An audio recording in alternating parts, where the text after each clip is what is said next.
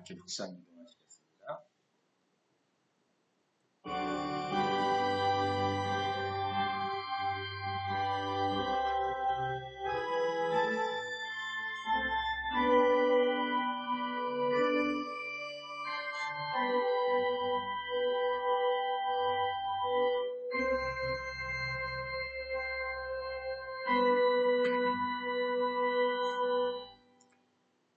하나님은 영이시니 예배하는 자가 영과 진리로 예배할지니라. 수고하고 무거운 짐진 자들아 다 내게로 오라. 내가 너희를 쉬게 하리라. 사랑의 하나님, 오늘 이 자리에 모인 저희를 주님의 이름으로 부르시니 너무나 감사드립니다. 주님의 말씀을 통해 저희의 영혼이 일깨워지고 주님의 뜻을 깨닫는 시간이 되게 하여 주시옵소서. 우리의 마음을 여시고 주님의 음성을 듣게 하여 주시기를 간구합니다. 오늘 예배가 주님께 영광되기를 소망하며 감사드리며 예수 그리스도의 이름으로 기도드립니다. 신앙 고백하시겠습니다.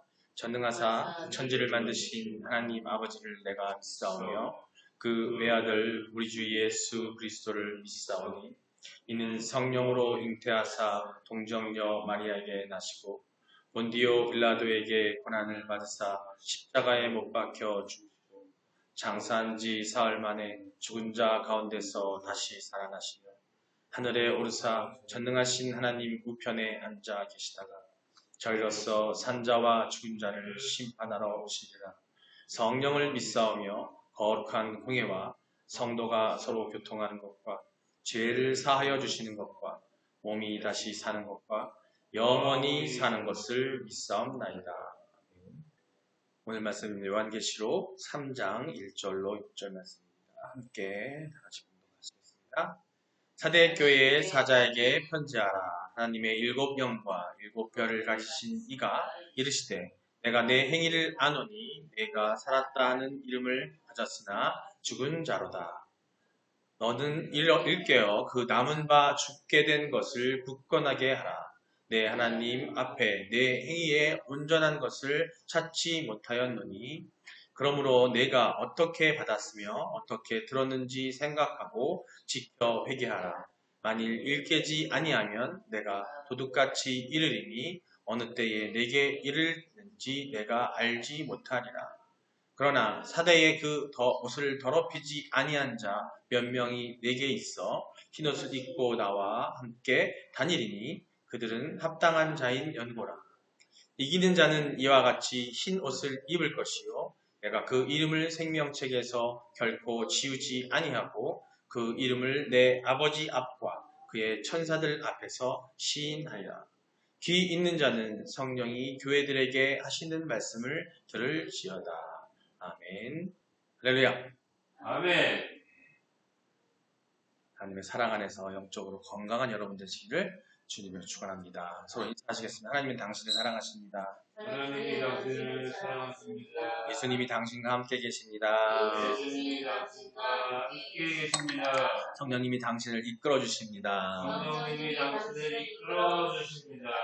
당신의 삶은 잘 되고 있습니다. 당신의 삶은 잘 되고 있습니다. 아멘.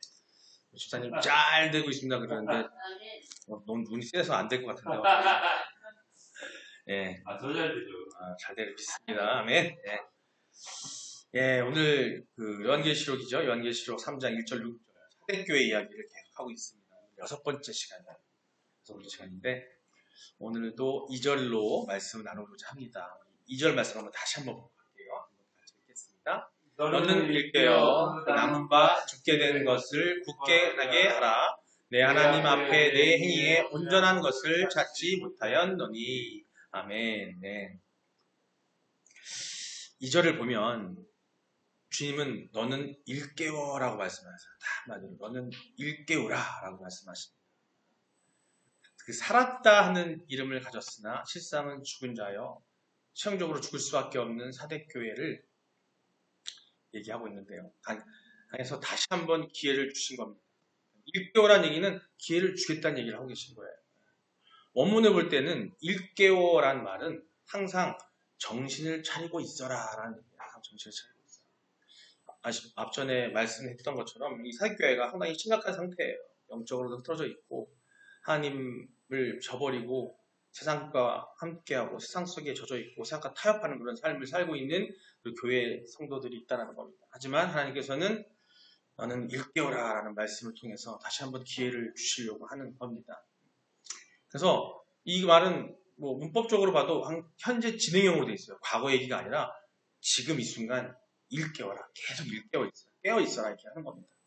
그들이 사대교회 사람들이 처해 있던 상황의 심각성을 또 깨닫고 그 자신의 태도를 지금 바로 바꾸라는 엄중한 명령이에요. 그러니까 하나님 명령하시면 바로 바꿀 수 있어야 되는 거예요.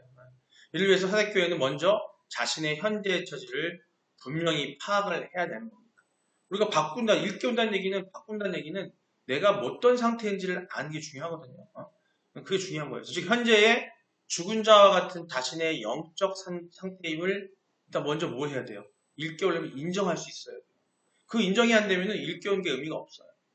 항상 정신을 차려야 한다는 얘기를 하고 있는데, 여러분 우리가 잘 알고 있는 한자가 있습니다. 이게 뭐냐면 이게 전술이에요. 전술에 나오는 얘기인데 지피지기면 백전백승이라는 말 많이 들어봤을 거예요. 근데 원래 원문에는 지피지기면 백전백승이 아니라 백전불패예요. 불패. 이게 손자병법에 나오는 얘기입니다. 손자병법에 나오는. 즉 적을 알고 나를 알면 100번을 싸워도 물러남이 없다. 근데 이제 우리가 많이 흔히 요새 쓰는 거는 100번 다 이긴다라고 하는데 즉 적어도 이기지는 못해도 물러나서 퇴하지 않는다는 얘기를 하는 거예요. 적을 알고 나를 알면 전쟁에 임하여 반드시 승리한다는 뜻인데 세상 싸움에서도 승리를 위해 자신을 아는 것이 필수라는 겁니다. 즉 적을 아는 것도 중요한데 먼저 나를 알아야 된다는 거예요. 하물며 세상 속에서 우리가 살아갈 때에 그게 중요한데 우리가 마귀와의 사단과의 영적 싸움을 함에 있어서 우리가 어떻게 해야 되겠어요? 성도가 자신의 처지를 모르고 그 싸움을 임하게 되면 불보듯 뻔합니다. 질 수밖에 없고 실족할 수밖에 없다는 거예요. 하지만 자기 진단, 자기의 상태를 철저히 진단하고 하는 그런 성도는 자신의 부족을 알게 되고 따라서 그 필요를 먼저 채우고 난 뒤에 싸움에 임하게 돼서 승리할 수 있다는 얘기를 하는 겁니다. 즉 자신의 부족을 아는 성도는 주님을 더욱 의지하기 때문에 영적 싸움에서 승리하게 된다는 겁니다. 이번 달 우리가 은혜의 달로 말씀을 나누고 있는데 하나님께서 은혜를 베푸시기 위해서 우리가 뭐가 필요하다고 그랬어요? 우리의 부족함, 우리가 어려움이 있다는 것, 내가 힘들다는 것들을 어떻게 고백하고 하나님께 고해야 된다고 그랬어요. 근데 힘들고 어렵다는 게 뭐겠어요? 내가 부족하다는 걸 알게 된 건데 근데 부족함을 모르면은 전할 수가 없는 거예요. 그렇기 때문에 우리는 마땅히 일깨워라고 하시는 주님의 음성을 듣고 철저하게 자기 파악을 하는 게 중요합니다. 우리가 장사도 하시고 사업장도 운영하시고 물건도 팔아보셔서 아시겠지만 우리 집사님도 당근에서 뭐 사다가 팔고 하잖아요. 그죠? 파는 것처럼 물건 팔잖아요. 근데 물건을 팔아서 이익을 남기기 위해서 가장 먼저 해야 될 게 뭘까요? 아시다시피 시장조사, 수요 예측을 해야 된다는 거예요. 시장조사를 해야 되고 다 알아봐야 된다는 거예요. 이것을 하지 않는 기업은, 그런 사업주는 10중 8구는 실패하거나 망하게 됩니다. 철저하게 하거든요. 자신이 처해 있는 상황을 분명히 파악하지 않기 때문인 거예요. 즉 시장조사와 수요조사를 한다는 건 뭐냐면 내가 그 사업을 하려고 하는 데 있어서 주변 상황을 철저하게 조사하고 확인을 하고 내가 어디에 있는지를 확인한다는 거예요.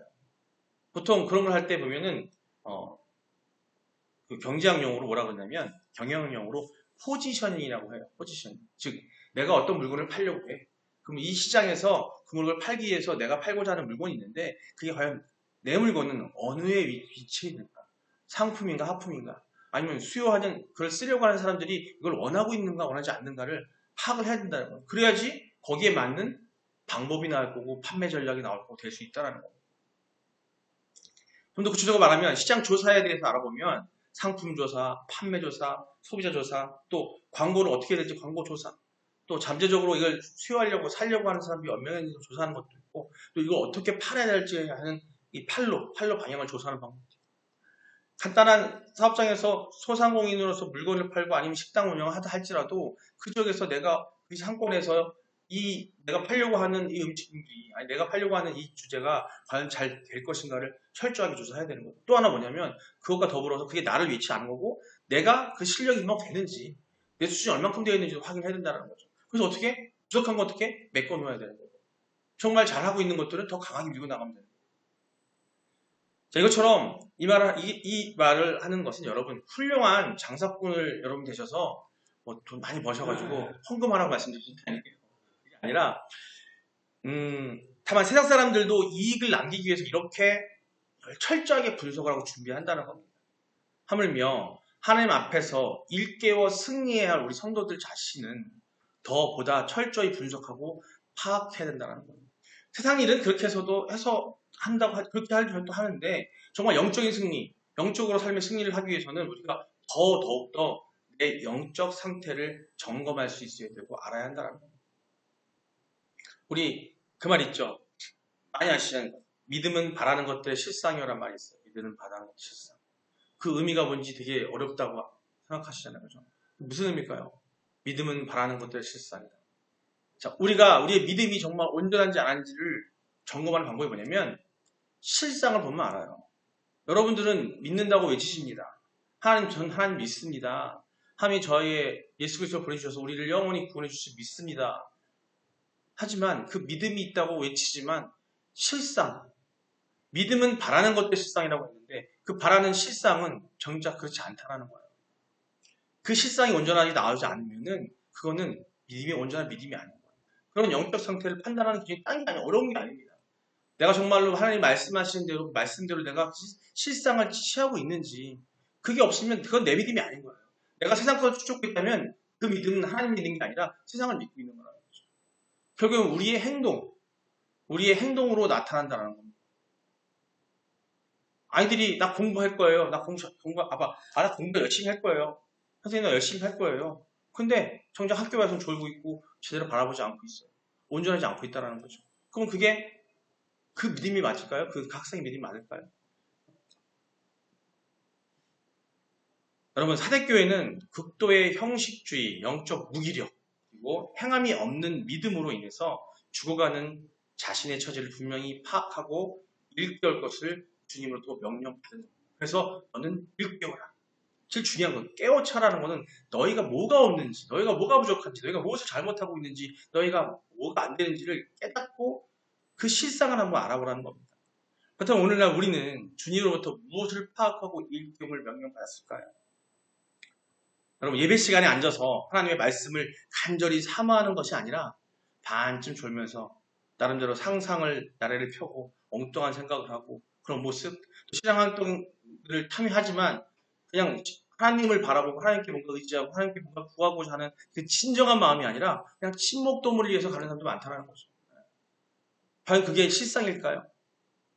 마지못해 참여하는 모습, 입으로는 믿는다고 사랑한다고 하지만 행동은 정반대의 모습을 보이는 그 실상의 결과물이 그렇지 않는다면 이 모든 것은 우리의 모습이라는 거예요. 우리는 우리 처지를 파악할 수 있어야 돼요. 그럼 다른 거 없어요. 내가 정말 예배 가운데 있을 때 진정으로 드리고 있는지, 내가 말씀 한 자를 읽을 때 진정으로 묵상하고 하나님께 구하고 있는지, 그것이 누구라도 제일 먼저 하는 게 누구라 그랬어요? 나하고 하나님만 아시는 거예요. 겉으로는 온전해 보이고, 정말 신실하고, 주여, 막, 통성으로 기도하고, 막, 이러고 있는데, 그 모습은 따져 보기에는 정말 신실한 사람도 보일지 모르지만, 그 마음에 하나는 하나님을 아신다는 거죠. 하나님은 심중을 보신다고 했어요. 그 깊이를 보신다고 했단 말이에요. 근데 본인과 하나님밖에 모른다는 거예요. 근데 그걸 파악하고 깨닫는 거는 나라는 거다. 그렇습니다, 여러분. 우리는요, 철저하고도 구체적으로 우리의 처지를 파악해야 됩니다. 우리는 우리 자신 스스로에게 관대해서는 안 돼요. 적어도 하나님에 대한 믿음, 영적인 상황을 할 때, 사단과의 싸움에서 있을 때에 세상에서는 좀 실수했다 할지라도 회복시킬 수 있어요, 하나님께서. 근데 영적 싸움에서 실패하면 하나님께서 도와줄 수가 없다는 거예요. 그럼 세상도 아무것도 안 된다는 거죠. 그럼 우리는 어떻게 철저해? 적어도 나한테 철저해야 되는 거예요. 그 철점의 반복이 뭐냐면 내가 정말 무엇이 잘못됐는지를 철저히 파악해야 된다는 거예요. 파악하고 내 힘으로 안 된다면 하나님께 구해야 돼요. 내가 예배 시간에 집중하지 못합니다. 하나님 왜 그럴까요? 하나님 그 마음만 간다면 집중될 수밖에 없어요. 하나님께 만들어 주신다는 것은 그 마음을 갖는 것 자체로 된다는 거죠. 그래 하나님 앞에서 일깨워서 항상 정신을 차릴 여지가 생긴다는 겁니다. 그럼 우리 주님도 이 땅에 오셨을 때 자신의 처한 상황과 사명을 분명히 알고 계셨습니다. 그렇기 때문에 하나님의 영광을 드러내는 일과 그 구속사역을 감당하실 수 있었던 겁니다. 따라서 주의 제자인 우리들도 자신의 처지와 사명을 구체적이고 분명하게 파악해야 한다는 거죠. 예수 그리스도께서 이 땅에 오실 때 성육신, 인간의 몸으로 오셨어요. 근데 예수님께서 하나님의 뜻을 파악하지 못했다면 그 삶을 살아가지 못했겠죠. 도망쳤거나 안 했을지도 몰라요.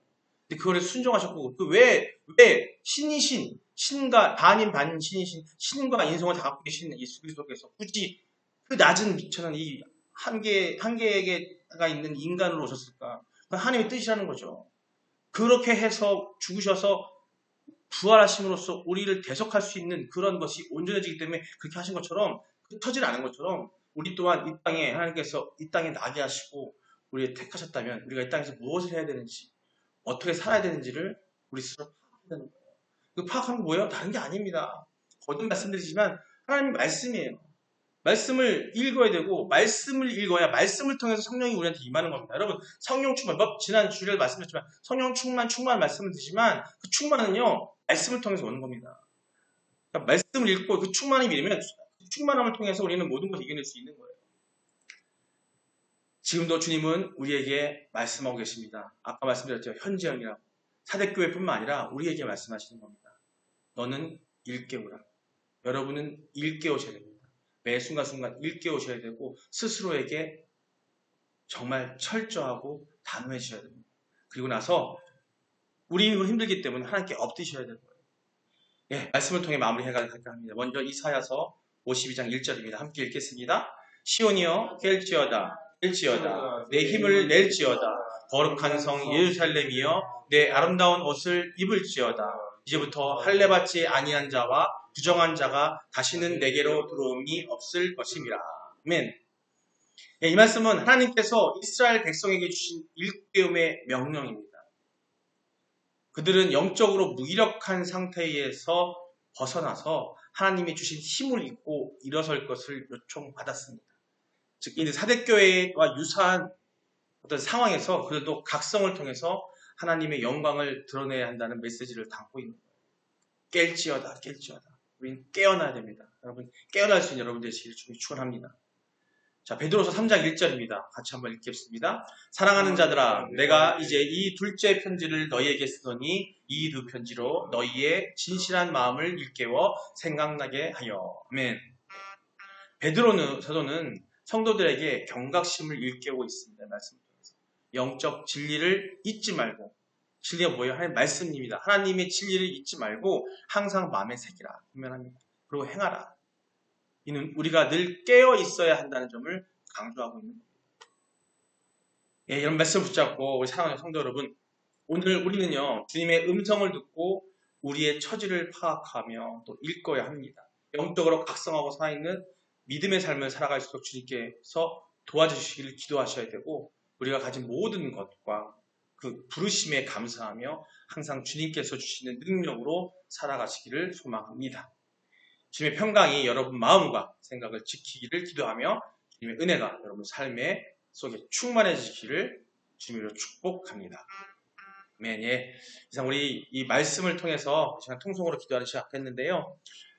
이런 제목으로 기도했으면 좋겠습니다. 하나님께서 주신 영적 각성, 즉 우리에게 깨우치라고 하신 각성을 위해서 그거에 대해서 감사함으로 기도하시기 바랍니다. 그리고 우리의 영적 상태를 진단하고 회개할 수 있는 마음을 주시도록 해달라고 기도하시고요. 네. 서로 위에서 또 우리가 공동체가 더욱 연합하고 그래서 깨어나서 그런 한 사람들이 그런 모인 일이 공동체가 되게 하셔서 연합해서 우리가 모두가 성장할 수 있도록 해달라고 우리 다 같이 한번 주여 한번 부르고 기도하시겠습니다. 주여! 아버지 사랑의 하나님, 오늘 주신 말씀을 통해서 우리는 다시 한번 깨달음을 얻습니다. 그 깨달음이 하나님께서 주신 우리에게 주신 각성의 얘기를 알고 있습니다. 아버지여, 각성할 수 있는 우리가 되게 하여 주시옵소서. 하나님께서 주신 영적 각성의 그 기회를 주시면 너무나 감사합니다. 아버지 기도드리오니 아버지 우리의 그 감사함을 받아 주시옵소서. 우리의 영적 상태를 진단하고 회개할 수 있는 마음을 아버지 우리에게 주시옵소서. 우리 회개를 위해서 우리가 말씀에 충실하고 충만한 삶을 살 수 있도록 우리를 불러 주시옵소서. 우리가 그걸 통해서 우리 삶의 가운데서 우리의 부족함을 분별하고 우리의 살아가는 실상들을 깨우칠 수 있게 하여 주시고 모두 영적인 모든 싸움에서 이기기 위해서 우리 각자 스스로에게 단호하고 철저한 인도하시고 주셨습니다. 그럼 우리 모두가 모여서 기도하여 우리 공동체가, 우리 교회가 더 온전한 연합하는 공동체가 될 수 있게 하시고 성장해 나가는 그런 공동체가 될 수 있도록 아버지여 함께하여 주셔서 감사드립니다. 예수님의 이름으로 기도드립니다.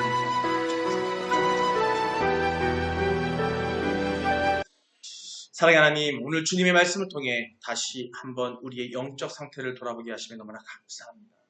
주님, 우리에게 일깨워 주셔서 주님의 뜻을 따르며 살아가기를 원하오니 아버지여 우리의 부족함을 깨닫고 주님을 더욱 의지하게 하여 주시옵소서. 우리의 기도를 들으시고 응답해 주실 것을 믿습니다. 예수 그리스도의 이름으로 기도드립니다. 아멘. 우선 주기도문으로 예배를 마치고 마치되 다시 또 하나님 기도하겠습니다. 주기도문으로 마치도록 하겠습니다. 하늘에 계신 우리 아버지여, 이름이 거룩히 여김을 받으시오며 나라의 마옵시며 뜻이 하늘에서 이룬 것 같이 땅에서도 이루어집니다. 오늘날 우리에게 일용할 양식을 주셨고 우리가 우리의 죄인자를 사하여 준 것 같이 우리의 죄를 사하여 주시옵고 우리를 시험에 들게 하지 마시옵고 다만 악에서 구하시옵소서. 나라와 권세와 영광이 아버지께 영원히 있사옵나이다. 아멘.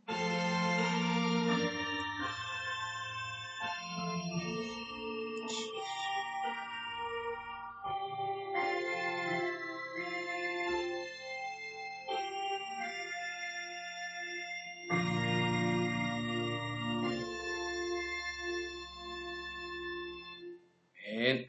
할렐루야.